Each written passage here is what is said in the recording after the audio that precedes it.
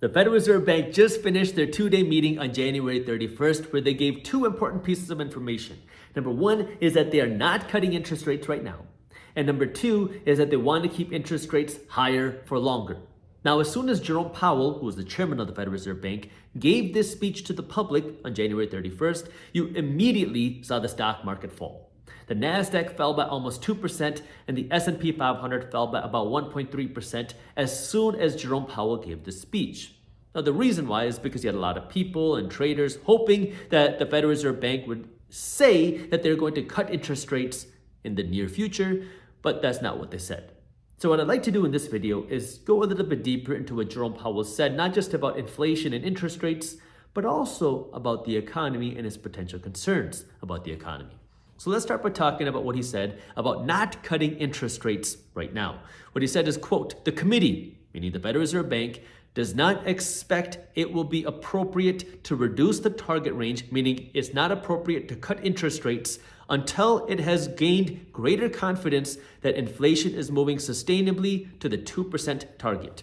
Now, we have seen inflation fall month over the last 6 months. Yes, there have been some months where inflation moved higher, but this is where Jerome Powell says inflation has been cooling, but it's not where we want it to be just yet. The Federal Reserve Bank has set an inflation target for 2%, and we're still above the 2% target. And this is where Jerome Powell says, number one, we want to see inflation come down to this target, but we also want to see inflation stay at this 2% level so we don't accidentally re-trigger inflation. Now, I actually agree with the Federal Reserve Bank here. You don't want to start cutting interest rates before the inflation problem gets under control, because if the inflation problem gets out of control, well, then you have a whole bigger can of worms that you got to deal with. So yes, there are pains to having higher interest rates, but that is a necessary pain to prevent even bigger pains, which would be a bigger inflation problem. This brings me now to what Jerome Powell and the Federal Reserve Bank said about cutting interest rates in the near future. But before I cover that, I do want to remind you that on February 6th, 2024, which isn't that far now, I'm hosting my first ever 2024 live wealth building workshop, where I'm going to be going over, number one, how we are seeing economic changes this year in 2024. And number two is how you can start building wealth this year in 2024. So we'll be going over things like, number one, how you can start building a financial system, how you can use your money smartly, how you can start investing your money to generate cash flow despite what's going on in the economy. That way you can take advantage of economic opportunities in this economy in 2024. It's completely free. It's a live workshop. I'm hosting 2 workshops on February 6th. One in the morning, one in the evening. I would love to have you there. All you need to do is register. It's free, but you have to register because there's a limited number of seats that our software can hold. So if you'd like to join me on this free live workshop on February 6th, I got the link to how you can register down in the description below. So now jumping into what Jerome Powell and the Federal Reserve Bank said about cutting interest rates in the future.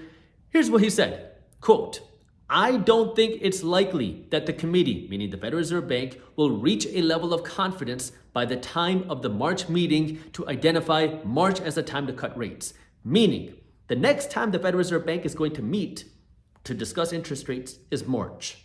And Jerome Powell, who is the chairman of the Federal Reserve Bank, says that he doesn't think that the Federal Reserve Bank will be confident enough to cut interest rates by March, which means the nearest time that the Federal Reserve Bank could be cutting interest rates, according to today's meeting, according to his remarks today, is May, because the Federal Reserve Bank met between June 30th and June 31st, then they're meeting in March, then they're meeting in May.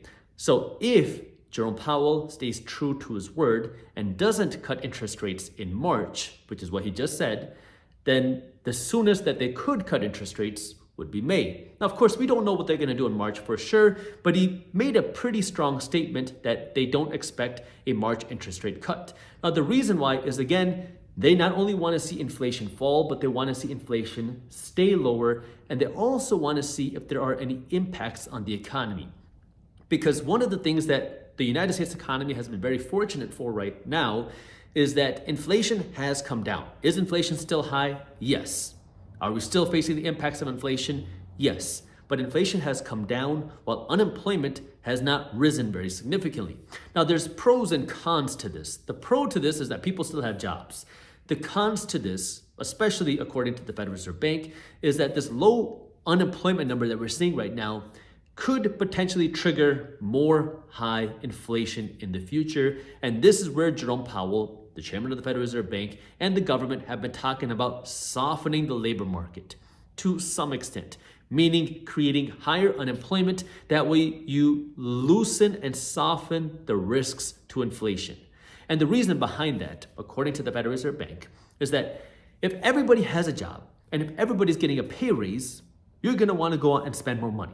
And if you're going out and spending more money, well, then there's more demand for goods in the economic marketplace. If there's more demand for goods in the economic marketplace, well, we don't have an increase in supply. That's going to continue to push the price of things up. Now, sure, you can increase the supply of things, but still, that increased demand is going to lead to an increased price of things, which leads to higher inflation. And this is where right now, the Federal Reserve Bank has two goals.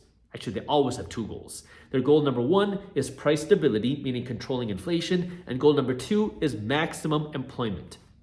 Now, employment is maximized. Like, we have some of the lowest unemployment numbers that we have seen in a very long time. But at the same time, inflation is still an issue. Yes, inflation has fallen, but it's still high. And this is where now the Federal Reserve Bank has some leeway on the maximum employment part to get this inflation under control. And that's what Jerome Powell says, that, well, we might need to see a little bit more of a softening in the labor market. That way we can make sure that inflation is under control. Now, the third thing that Jerome Powell and the Federal Reserve Bank talked about was what's going on in the economy. Are we still going to see some sort of recession or not? Or are we completely in the clear? And this is where Jerome Powell said, I wouldn't say that we have achieved a soft landing yet. We have a ways to go on inflation, and core inflation is still well above the target on a 12-month basis. So what he means by that is we're not in the clear for no recession yet, because inflation has come down, but core inflation, which is the measure that the Federal Reserve Bank uses to measure inflation, is still well above the 2% target. And so now, in order to bring inflation down, there's always economic consequences, because there's an economic consequence to keeping interest rates high. What is that economic consequence? Well, higher interest rates mean that it costs more money for you to get a mortgage. It costs more money for you to get a car loan. It means your credit card is more expensive. It means that businesses have to pay higher interest rates to borrow money. It means that the United States government has to pay higher interest rates to borrow more money. So higher interest rates have a cost on the economy. And this is where Jerome Powell is saying that in order to bring inflation not only down, but consistently at 2%, there could be more economic pain involved.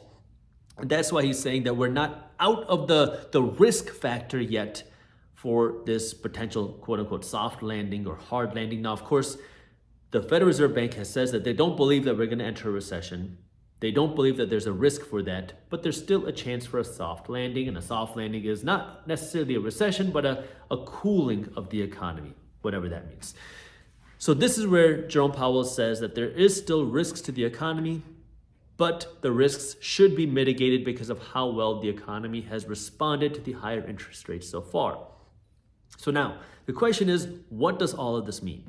The first thing that I want to say, and I want to make sure that I clarify this, is if you have an investing strategy that is passive, meaning you are investing your money into funds, into the market, ETFs, index funds, mutual funds, you don't change your strategy. It doesn't matter what the Federal Reserve Bank's doing. It doesn't matter what's going on in the economy. It doesn't matter what's going on with unemployment or interest rates.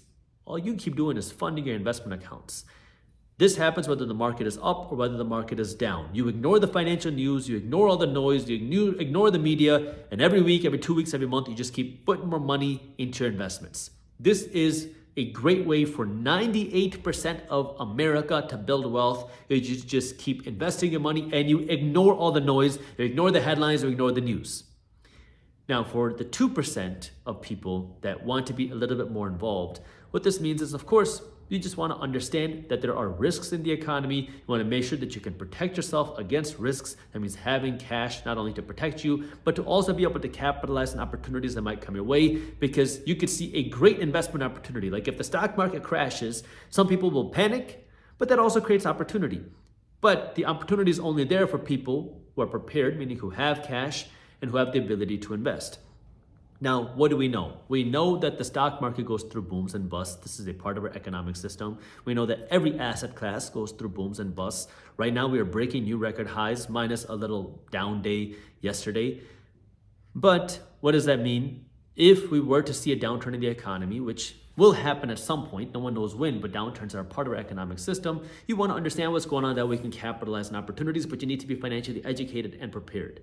But for the average person, what you should be doing is continuing following your investing strategy, and don't make your investment decisions based off of what's happening in the financial news. Ignore the headlines, ignore the sensationalism, and follow your investing strategy. It doesn't matter what's going on in the economy. It doesn't matter what's going on in politics.